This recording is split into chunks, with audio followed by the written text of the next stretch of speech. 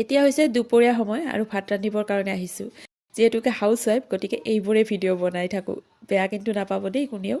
আৰু ভাতখিনি বনোৱাৰ পিছত ভাবিছিলোঁ কিবা এবিধ বেলেগ ধৰণে বনাই খাম, আৰু সেইকাৰণে ইউটিউবটো খুলি ৰেচিপি ভিডিঅ' চাবলৈ ধৰিলোঁ। আৰু এটা ৰেচিপি দেখা পাই ভাবিলোঁ আজি বনাই চাওঁ কেনেকুৱানো হয়। আৰু তাৰ বাবে মই কেৰাহীটো উঠাই দিলোঁ জুইত। আৰু প্ৰথমতে তেল অকণমান দি গৰম হোৱাৰ পিছত পিঁয়াজ, হালধি, নিমখ আৰু অকণমান জিৰা গুড়ি দি দিলোঁ। পিঁয়াজ, জিৰা এইবোৰ ভজা হোৱাৰ পিছত মই ইয়াত কাটি থোৱা বিলাহীখিনিও দি দিলোঁ। বিলাহী মাত্ৰ মই 2টা দিছিলোঁ, যিহেতুকে মানুহ কম সেইকাৰণে কমকৈ দিছোঁ। আৰু গোটেইখিনি ভজা হোৱাৰ পিছত পানী দিয়াৰ পিছত মই ইয়াত এটা বইল কৰি থোৱা আলুও দি দিলোঁ। এইবাৰ মই ইয়াত 2টা কণীও ভাঙি দিম।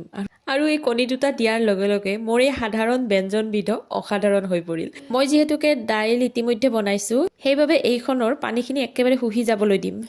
আৰু একেবাৰে শেষত 2টা জলকীয়া কাটি দি ঢাকনিখন লগাই অকণমান সময়ৰ কাৰণে উতলি আহিবলৈ দিলোঁ।